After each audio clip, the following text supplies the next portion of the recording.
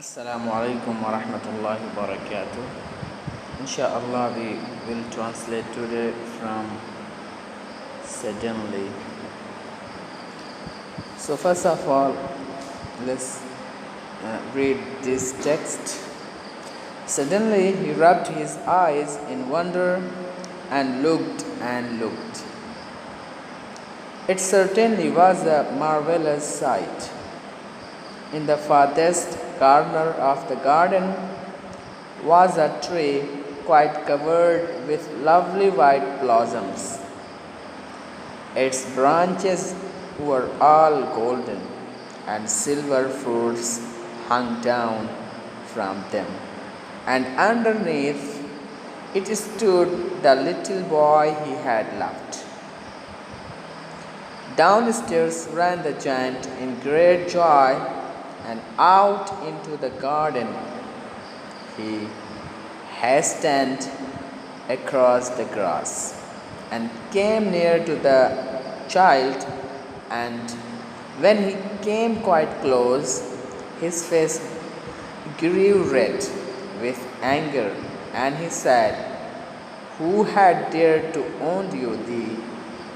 For on the palms of the little hands were the prints of two nails, and the prints of two nails were on the little feet. Who had dared to wound thee?"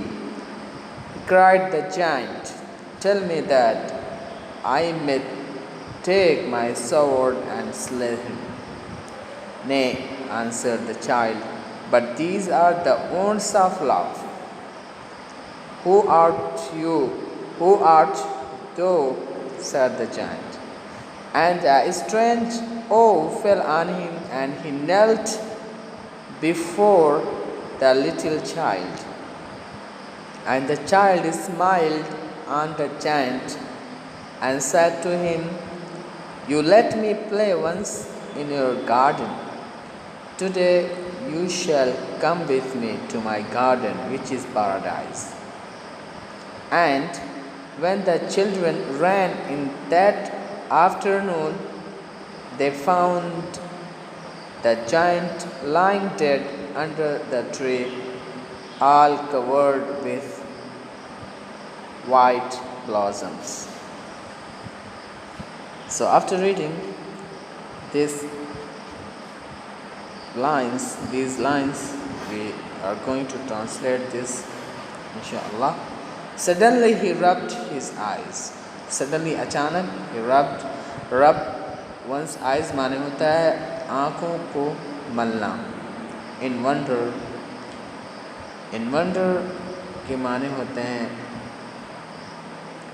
ताज्जुब में. And looked ये ताकीद के लिए आया गया है, ताकीद लफ्ज़. Suddenly अचानक he rubbed his eyes, वो अपने आँखों को मलता है. In wonder ताज्जुब में, and looked और देखता ही देखता है, यानी मतलब वो देखता रहता है. It certainly was a marvelous sight. यकीनन एक खूबसूरत मंजर होता है. In the farthest corner of the garden, बाग के एक दूर के कोने में. ओके, farthest, ये far का सुपरलेटिव डिग्री है, farthest. बाग के एक दूर कोने में एक शानदार मंजर होता है. Of the garden, in the farthest corner of the garden was a tree. बाग के एक दूर कोने में एक पेड़ होता है. Quite covered, बिल्कुल ढका हुआ होता है, with lovely white blossoms, खूबसूरत सफ़ेद फूलों के ज़रिए से.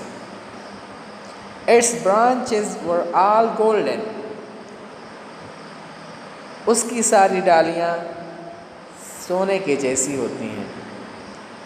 And silver fruits और सिल्वर जैसे फल हंग डाउन लटके हुए होते हैं फ्रॉम देम उनसे, यानी उन डालियों से सिल्वर जैसे फूल नीचे लटक रहे होते हैं। एंड अंडरनेथ और नीचे it stood the little boy छोटा लड़का खड़ा हुआ होता है। ही हैड लव जिसे वो प्यार करता है, मोहब्बत करता है। डाउनस्टेयर्स ran the giant जिन दौड़ करके निचली मंजिल पे आता है। इन ग्रेट जॉय एक बड़े खुशी से। And out in the garden और बाहर बाग में चला जाता है। He hastens across the grass और वो दौड़ते हुए जाता है घासों के ज़रिए से, घास से हो करके। hasten माने होता है मतलब जल्दी करना, या जल्दी जल्दी जाना, है ना। He hastens across the grass वो घासों से होते हुए जल्दी जल्दी से जाता है। And came near to the child और बच्चे के पास आता है। And when he came quite close और जब वो बिल्कुल पास आ जाता है, quite close माने बिल्कुल पास। His face grew red with anger तो उसका चेहरा नाराज़गी से या गुस्से से लाल हो जाता है। ग्रो रेड माने लाल होना, ठीक है। नाराज़गी से उसके मतलब चेहरे लाल हो जाते हैं।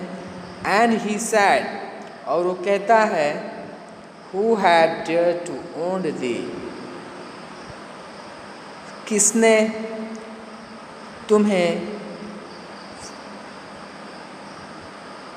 ज़ख्म देने की जुर्अत की। Okay, who had dared to wound you किसने ज़ख्म देने की जुर्अत की तुमको।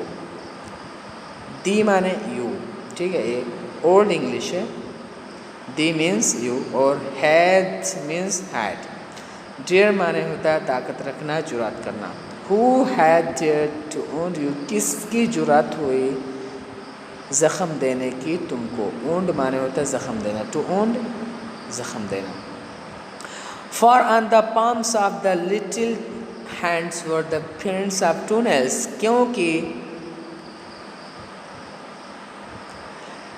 छोटे हाथों के हथेलियों पे नाखून के दो निशान थे। एंड द प्रिंट्स ऑफ टूनेल्स और दो नाखून के निशान थे। ऑन द लिटिल फीट छोटे पैरों पर, यानी उस लड़के के यानी पैर पर और हाथों में ज़ख्म के दो नाखून के दो निशान थे, इसलिए वो चौंक गया, नाराज़ हो गया। Who had dared to wound thee किसने ज़ख्मी करने की कोशिश की है, ताकत की है तुम्हें।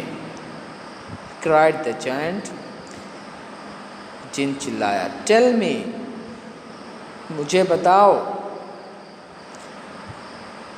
that I may take my sword ताकि मैं अपना तलवार लूँ। and slay him और उसे कत्ल कर दूँ। slay माने होता है हलाक करना, स्लेव्ड, ताकि मैं अपना तलवार लूँ और उसको कत्ल कर दूँ। ने नहीं, आंसर द चाइल्ड लड़के ने जवाब दिया या बच्चे ने जवाब दिया। But these are the wounds of love ये ज़ख्म प्यार के ज़ख्म हैं। हु आर यू कौन हो तुम। हु आर्ट तो माने हु आर यू। कौन हो तुम? said the giant.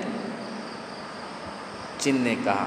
And strange awe fell on him, और उस पे एक अजीब व गरीब डर तारी हो गया उसके ऊपर, और एक अजीब व गरीब डर तारी हो गया उसके ऊपर. फेल ऑन हिम यानी तारी होना, फॉल ऑन हिम तारी हो गया उसके ऊपर.